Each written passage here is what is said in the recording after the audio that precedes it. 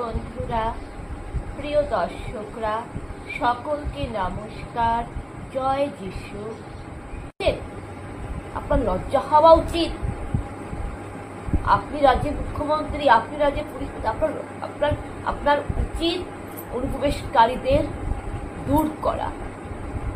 আর দিল্লিতে যে এত পুরো আপনার যে পাবলিকদের যে ব্রেন ওয়াশ করছে, আর আপনি সাধারণ পাবলিক হয়ে, নাগরিক হয়ে আপনি যে এইসব ভুলভাল বক্তব্য করছেন, এই যে সাধারণ পাবলিক হিসেবে আপনি যে আপনার মধ্যে ভুল চিন্তা যে দিল্লিতে পুলিশ বাঙালিদের উপর অত্যাচার করছে, বাংলা ভাষার উপর অত্যাচার হচ্ছে, সম্পূর্ণ মিথ্যে কথা। কারণ শুনুন, বাংলাদেশ থেকে আসা বিদেশি বহিরাগতরা বাংলাতে কথা বললেই তারা ভারতীয় হয়ে যায় না, তারা বাঙালি হয়ে যায় না। বাংলাদেশ থেকে আগত বাংলাদেশি, রোহিঙ্গা, মৌলবাদী বাংলা ভাষায় কথা বললেই তারা বাঙালি হয়ে যায় না। এটা মাথায় রাখবে। তাই ওরা বাংলাদেশ থেকে এসে অনুপ্রবেশ করছে দিল্লিতে।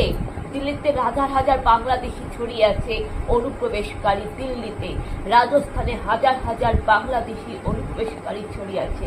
তাই বাংলাদেশি, রোহিঙ্গা, মৌলবাদী, অনুপ্রবেশকারী ওরা বাংলা ভাষায় কথা বলে। তাই পুলিশ যাদের লাঠিপেটা করছে তারা বাংলাদেশি, বহিরাগত, অনুপ্রবেশকারী, মহিলাবাদী। পুলিশ যে লাঠিপেটা করলো দিল্লির পুলিশ, সেটা বাংলাদেশি বহিরাগত অনুপ্রবেশকারীদের, বাংলাদেশি বহিরাগত অনুপ্রবেশকারী মৌলবাদীদের। কারণ তারা অবৈধভাবে, বেআইনি ভাবে, চোরের মতো ভারত দখল করেছে অসৎ উদ্দেশ্য নিয়ে, অবৈধভাবে। আর ভারতীয় আইনে লেখাই আছে পুলিশের কাজ করছে, সংবিধানে লেখাই আছে কোন বিদেশি বহিরাগত শত্রু অসৎ আচরণ করে, অসৎ উদ্দেশ্য নিয়ে আসে, খারাপ কাজ করে, তাদের দেশ থেকে তার অধিকার সংবিধানে রয়েছে। ভারত সরকার চাইলে বিদেশিদের দেশ থেকে তাড়াতে পারে, এটা সংবিধানে লেখা আছে। আর পুলিশ তো পুলিশের কাজ করছে, আইন মেনে চলছে। কারণ যা হচ্ছে অন্যায় হচ্ছে, ওরা অনুপ্রবেশ করে ভুল করেছে। আর আপনি নেতামন্ত্রী হিসাবে আপনি অনুপ্রবেশ করাচ্ছে, এটা ভুল হয়েছে। নেতামন্ত্রীরা অনুপ্রবেশ করাচ্ছে, বাংলাদেশিদেরকে ঢুকাচ্ছে ভারতবর্ষে, এটা অন্যায় হয়েছে। বিদেশি শত্রু, মৌলবাদী বাংলাদেশি অনুপ্রবেশ করছে, ভারতবর্ষে দখল করছে, নাগরিকের জায়গা, নাগরিকের মৌলিক অধিকার কেড়ে দিচ্ছে, নাগরিকের সুযোগ সুবিধায় হস্তক্ষেপ করছে। যত রাজ্যে বাংলাদেশি বহিরাগত অনুপ্রবেশ হচ্ছে, দেশটাকে প্রস্তুত হয়েছে, এটা অন্যায় হচ্ছে না, এটা অনাচার হচ্ছে না। তাই এর প্রতিবাদে পুলিশ যদি দেখে কোথাও অন্যায় হচ্ছে, সেখানে পুলিশ তো 100 বার লাঠিপিটা করবেই। তাই দিল্লিতে যেটা হয়েছে সেটার বিরুদ্ধে আপনারা ফালতু গুজব ছড়াবেন না। আর শুনুন, দিল্লি, রাজস্থান, মণিপুর এগুলার কথা বাদ দিন, নিজের রাজ্যের কথা ভাবুন তো। নিজের রাজ্যটাকে ধোয়া তুলসী পাতা? পশ্চিমবঙ্গের রাজ্যের কথা ভাবুন। বাইরের রাজ্যে কি হলো ওটা নিয়ে আপনার নির্লজ্জ স্টেটমেন্ট দিতে যাবেন না। বাইরের রাজ্যে কি হলো সেটা নিয়ে নির্লজ্জ স্টেটমেন্ট দিতে পারবেন না। আপনি নিজের রাজ্যের কথা বলুন। আপনি নিজের রাজ্যে কি করবেন? নিজের রাজ্যের উন্নয়নটা কত দূরে গেল? নিজের রাজ্যের পরিস্থিতি খারাপ, আমার নিজের পরিবার খারাপ, আমার নিজের মা বাবা খারাপ, আর আমি এদিকে পরের বাড়িতে এগোচ্ছি, মানে কাকের বাসায় পকেট টিপ। আমার নিজের রাজ্য খারাপ, আমার নিজের বাড়ির পরিস্থিতি খারাপ, সেটা আমি দেখবো না। আর বাইরের রাজ্যে কি হলো সেটা আমি দেখতে যাবো কাকের বাসায় পকেট টিপ। এসব আপনার বন্ধ করুন। কেননা দিল্লিতে যেটা হয়, রাজস্থানে যেটা হয়, ওরা পদক্ষেপ নেয়, ন্যায় বিচার হয়। একজন মহিলা যদি রেপ হয়, এনকাউন্টার হয় যোগীরাজ্যে, যোগীরাজ্যের ধর্ষকদের এনকাউন্টার হয়। দিল্লিতে সেই দামিনী কাণ্ড মনে আছে তো? দামিনী, নির্ভয়া কাণ্ড, দিল্লির অপরাধীর ফাঁসি হয়েছিল। হয়তো 10 বছর টাইম লেগেছিল, কিন্তু অপরাধীর ফাঁসি হয়েছিল।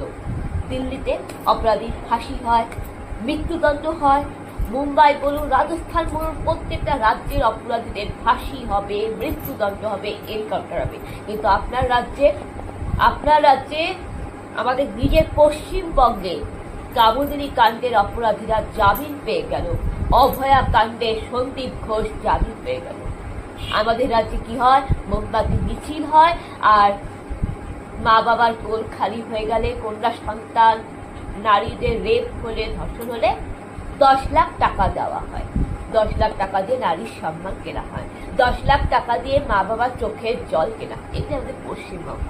তাই দয়া করে আমার দিল্লি রাজস্থান নিয়ে কোনো মাথা ব্যথা নেই, আমার পশ্চিমবঙ্গটা খারাপ যাচ্ছে। তাই পশ্চিমবঙ্গের জন্য প্রার্থনা করি, পশ্চিমবঙ্গের উন্নয়নের কথা দয়া করে ভাবুন, ঈশ্বর আপনার মঙ্গল করবে।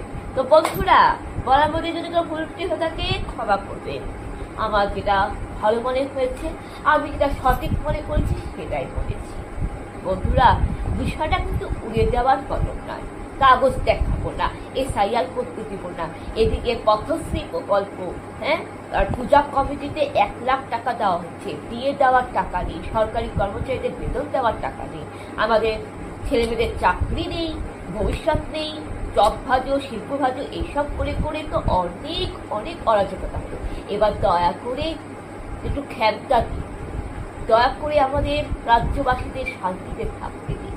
এটাই আমার ভিত্তি, এটাই আমার ভিত্তি। সঠিক কাজ, সঠিক উন্নয়ন হোক, রামের সুমতি হোক, পশ্চিমবঙ্গে রাজ্যের উন্নতি হোক, নেতা মন্ত্রীদের রামের সুমতি হোক, এই আশা করি। বন্ধুরা, আপনারা সকলে ভালো থাকবেন, সুস্থ থাকবেন। সকলকে নমস্কার, জয় যিশু। ভারতীয় সংবিধানে নাগরিকের বাক স্বাধীনতা 19 থেকে 21 নম্বর ধারায় ব্যক্তির বাক স্বাধীনতা, মতামত প্রকাশের অধিকার রয়েছে। সেই অনুসারে আমি আমার মতামত, আমি আমার বাক স্বাধীনতার দ্বারা প্রকাশ করি।